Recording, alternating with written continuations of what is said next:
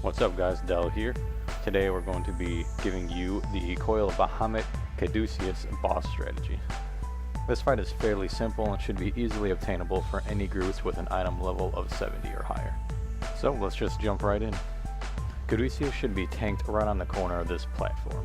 This will allow for your tanks and melee classes to easily dodge the AoE attacks. Caduceus will be doing a rear cone AoE through the entire fight. The rear cone will proc when a character runs behind Caduceus. You'll want to designate a melee DPS to stand behind them at all times and proc the cone and move out as quick as possible. The reason for this is because if nobody procs the rear cone, the tank will take extra damage. Caduceus will randomly target anyone in the raid who is not number 1 on his hate list and spit a poison ball at people. Whoever is targeted by this will take a hit immediately, but will then have to move out because the ball will spawn a slime pool under their feet. This does a very small amount of damage and should not be a big worry throughout the fight. The main mechanic in this first phase of the fight is going to be balancing the stacks that buff Caduceus. You'll notice partway through the fight, Caduceus will pick a few random tiles on the floor to light up with an AoE attack.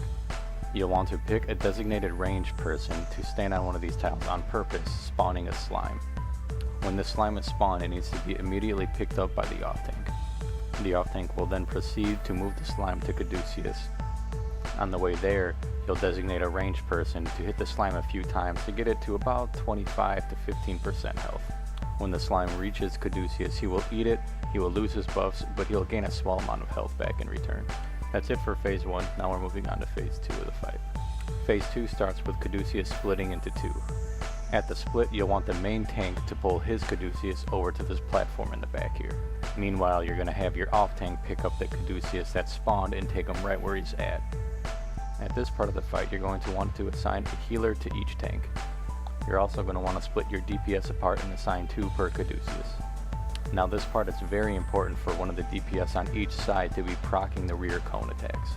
The reason for this being is that the tanks are going to start to take a ton of damage, and any damage you can reduce is going to help a lot. In this phase of the fight, Caduceus isn't going to do anything different that he did in phase 1. The difference for this part of the fight is you're not going to want to spawn any slimes when he does the AoE on the floor tiles. From here on out, the longer the fight lasts, the more buffed Caduceus is going to be, and he's going to start doing a ton more damage to the tank. The heals coming into the tanks are going to have to be pretty much constant.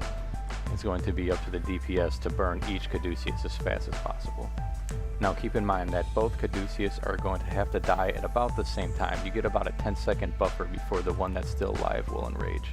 Now it's near impossible for both of them to die literally at the same time, so to balance this out, whichever group is struggling a tad bit is going to limit break theirs. The limit break should be done when the fastest group, Caduceus, is about dead. Keep in mind that the range and the melee are still going to have to dodge the slime attacks on the floor. Sometimes Caduceus will proc a slime right behind them, making it really hard for a DPS to trigger the rear cone AoE. However, the melee DPS is going to have to run through the slime, take a small amount of damage, and make sure that the rear AoE procs. You don't want that extra damage to go to the tanks at all costs. From here on out, it's pretty much rinse and repeat. Keep in mind that this part of the fight is definitely a DPS race. You're going to want your DPS classes to definitely be maximizing their DPS in this phase.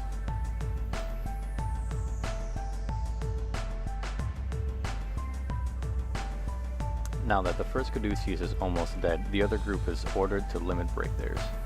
After the first group is done, they're going to move over to the other group and help out whatever DPS is left over. The last Caduceus will then fall, resulting in completion of turn 1 for your group. Well, that's it for Coil turn 1. Thanks for watching guys. If you enjoyed the video, please like, please subscribe. If you have different strategies, please leave them in the comments below.